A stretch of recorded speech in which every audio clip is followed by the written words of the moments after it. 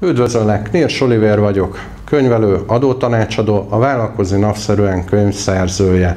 Irodámban elsősorban olyan vállalkozóknak tudok segíteni, akik vagy most kezdik a vállalkozói létet, vagy már egy ideje csinálják, de nincsenek megelégedve a jelenlegi könyvelőjükkel.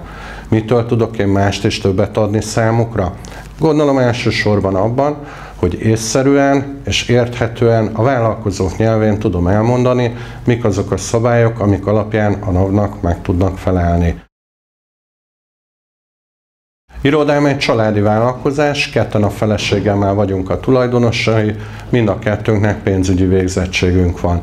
A munkánkat segíti 4 kolléganő, mindannyian a legmagasabb könyvelői végzettséggel rendelkeznek, és mivel többségük az Y-generációhoz tartozik, így az informatika terén sincs számukra lehetetlen kihívás.